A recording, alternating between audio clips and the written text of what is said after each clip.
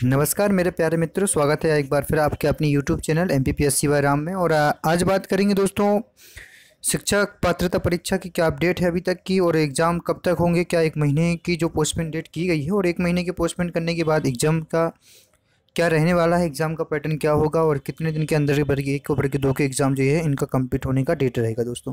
अभी एग्ज़ाम की डेट जो थी 29 दिसंबर से एग्ज़ाम हो जाने थे वर्ग 1 के 29 दिसंबर मतलब आज से, परंतु 1 महीने के लिए पोस्टपोन की गई है। यहाँ इसके संबंध में कुछ बातें कर लेते हैं जो कि मुझे अभी जानकारी मिली है आज 29 दिसंबर को, कि दोस्तों यहाँ मीडिया का ये कहना है, जानकारी प्राप्त हुई है पत्रकारिता से, यहाँ तो उनका ये कहना है कि दोस्तों जो भी पीएबी ने अपडेट दिए थे या जो भी एग्ज़ाम होने थे या जो भी उनका अपडेट था दोस्तों वो कंटिन्यू ही रहेगा। यहाँ पर पीएबी में कोई बदलाव नहीं होगा। पीईबी का सबसे बड़ा अपडेट ये है दोस्तों, वहाँ पे बात करके मैंने जानकारी प्राप्त की है, तो उनका ये कहना है कि आप अभी 1 महीने के लिए रुकिए। 1 महीने की केवल पोस्ट की गई है, आगे एग्ज़ाम को कैंसिल करने या निरस्त करने की कोई भी यहाँ पे जानकारी नहीं दी गई दोस्तों। तो अभी बहुत से मित्र अभी परेशान हैं जो कोचिंग कर चुके हैं, बड़ी बड़ी कोचिंग ले चुके हैं बाहर रहकर, उन्होंने सोचा कि एग्ज़ाम होंगे और एक तो इतना बड़ा अपडेट लेके कहीं ना कहीं निराशा के भाव प्रकट कर रहे हैं दोस्तों। यहाँ पर 1 महीना कैसे गुजरेगा, मुझे इस चीज़ का एहसास हो रहा है, क्योंकि अधिकतर मित्रों को ये यहाँ पे समस्या हो रही है, भ्रमित है कि एग्ज़ाम होंगे या नहीं होंगे। क्योंकि मुझे एक मित्र ने कमेंट करके ही बोला दोस्तों कि सर मुझे तो फिर पैसा मिल जाए मेरी फ़ीस का, और मुझे सिर्फ फॉर्म भरने का जो पैसा वो मिल जाए, मुझे कोई उम्मीद नहीं है कि परीक्षा होगी दोस्तों। तो ऐसा नहीं है, आप एक लंबी प्रक्रिया है, देश में इतना बड़ा एक एग्ज़ाम हुआ है और ऐसा एकदम से निरस्त कर दिया जाएगा तो कहीं ना कहीं आपको पता है कि यहाँ पर जो है संघात्मक सरकार चलती है, इसके ऊपर भी केंद्र सरकार है दोस्तों। यदि ये परीक्षा निरस्त होगी तो कहीं ना कहीं एक व्यापक रूप से यहाँ पे एक आंदोलन देखने को मिल सकता है। और ये कहीं देखा जाता है कि ये ऐसा कहीं भी हुआ नहीं है कि इतनी बड़ी परीक्षा और सरकार परिवर्तन के साथ इसका हो जाए दोस्तों। तो आप बिल्कुल इंतजार कीजिए, कोई बात नहीं। 1 महीने के लिए की गई पोस्टपोन, यहाँ पे कोई अपडेटेड नहीं है कि यहाँ पे वो परीक्षा, परंतु क्या था दोस्तों कि आप कोई परिवर्तन है कि जब सरकार बदली हुई है, और सरकार के बदलने के साथ बहुत से विभाग ऐसे रहते हैं या कार्य ऐसे रहते हैं जो सरकार के नए पूरा कंप्लीट हो। जैसे आपको ही पता है कि अभी मंत्रिमंडल का गठन हुआ है, और मंत्रिमंडल के गठन के साथ ही ऐसी सारी बहुत से काम हुए थे कि कौन सा विभाग किसके लिए सौंपा जाएगा, ये सभी हो चुका है। तो अब जो है प्रक्रिया शुरू होगी, और यहाँ पे अभी पीएससी का भी कोई नोटिफिकेशन नहीं आया है, बस एसआई का भी एक बोल सकते हैं कि अल्पकालीन नोटिफिकेशन आया है कि 155 जो है वैकेंसी यहाँ पे एसआई की आने वाली हैं, ऐसा कुछ कहा गया है, परंतु अभी पीईबी ने कोई अपडेट नहीं दिया है व्यापक में इसके माध्यम से कि वैकेंसी आएगी या नहीं आएगी। और लोक सेवा आयोग का भी कुछ अभी कहना नहीं है दोस्तों, वैकेंसी आएंगी ऐसा नहीं है दोस्तों, थोड़ा विलंब हो जाएगा इस बार, क्योंकि सरकार एकदम से परिवर्तन हुई है। यदि कांग्रेस की जगह बीजेपी आती तो वो सभी जो तो प्लानिंग था वो सही अनुसार ही होता दोस्तों। तो चिंता मना करें और तैयारी को ऐसे ही रखें जैसा। तो आज बात करेंगे बाल विकास की जो सीरीज मैंने चालू की है, 20 इंपोर्टेंट क्वेश्चन लेके ला के आया हूँ। आज भी वही 20 इंपोर्टेंट क्वेश्चन मैं आपके लिए लेके आया हूँ दोस्तों। तो बिल्कुल अच्छे से पढ़ें, एक एक प्रश्न को आराम से समझें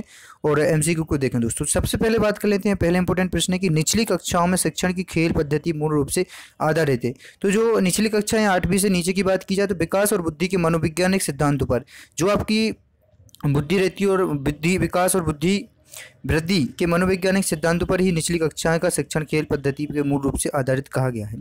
बाल विकास का परिणाम क्या है, तो वंशानुगत और वातावरण की अंतःक्रिया प्रक्रिया। अब बालक का जो विकास होता है दोस्तों, तो आपको भी पता होगा कि यदि जेनेटिक होता है तो जेनेटिक में क्या होता है कि जैसे आपकी पीढ़ी दर पीढ़ी चलता आ रहा है तो उसी हिसाब से होता है, परंतु यहाँ पे यदि उसको माहौल अच्छा मिल जाता है तो व्यक्ति इन तीनों से 1, 2 और 3 मतलब जेनेटिक ना चल के वो सीधा एक लंबा रास्ता बदल देता है और अपने एक अलग प्रकार का विकास कर लेता है। तो इसको वातावरण बोलते हैं, एटमॉस्फेयर बोला जाता है। तीसरा इंपोर्टेंट प्रश्न है कि शरीर के आकार में वृद्धि होती है क्योंकि शारीरिक और गंतात्मक विकास होता है। यहाँ कहा जा सकता है कि शारीरिक रूप से गंतात्मक विकास कोई होता है। मानसिक विकास को प्रभावित करने वाले कारक कौन कौन से हैं, तो वंशानुक्रम, परिवार का वातावरण, परिवार की सामाजिक स्थिति दोस्तों। सामाजिक स्थिति तात्पर्य कि व्यक्ति गरीब है, पुअर है या फिर निचले स्तर का बीपीएल धारी है, ये सभी चीज़ें मैटर करती हैं कि व्यक्ति का विकास कैसे होगा, व्यक्ति का बाल विकास कैसे होगा, कैसे उसका वास्तविक होगा, मानसिक विकास कैसे होगा। शारीरिक विकास से क्षेत्र का क्या है, तो स्नायु मंडल जो रहता है दोस्तों वो शारीरिक विकास मंडल का क्षेत्र कहलाता है। बाल्य अवस्था होती है तो 12 वर्ष तक जो होती है बाल अवस्था कहलाती है दोस्तों।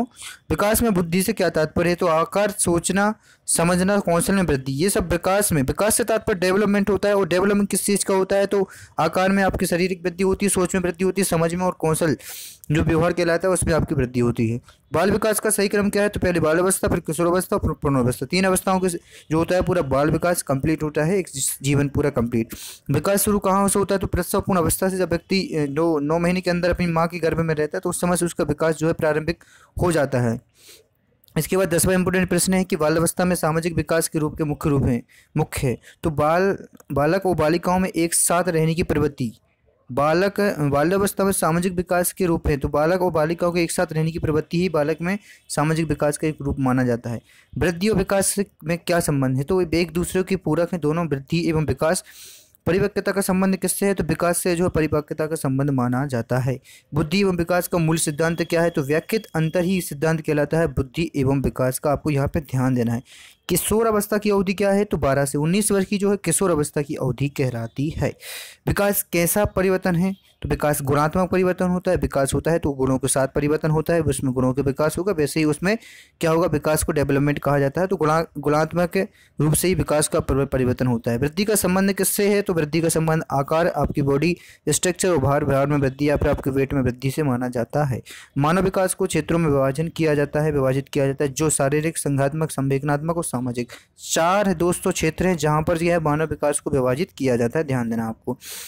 18वां इंपोर्टेंट कोहन वर्ग के अनुसार शिक्षक बच्चों में नैतिक मूल्य का विकास कर सकता है, तो कैसे कर सकता है, नैतिक मुद्दों पर आधारित चर्चा करेगा, उनमें शामिल करेगा कि ये ऐसा हुआ, जो भी कार्य इस क्षेत्र में सामाजिक रूप से कार्य होते हैं उनमें शामिल करे, उस चर्चा में उनको ले, तो यहाँ पर बालकों का जो है बालिक विकास हो सकता है या फिर होता है।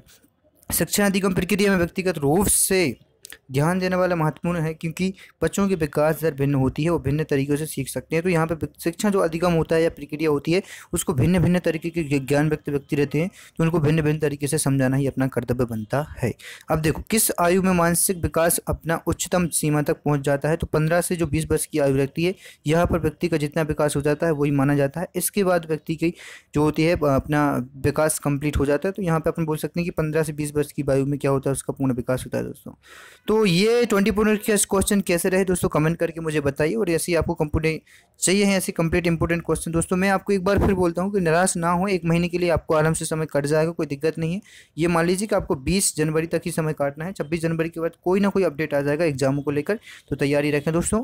तो आज के लिए इतना ही, मिलते हैं जल्दी से जल्दी नेक्स्ट वीडियो में। जय हिंद, जय भारत।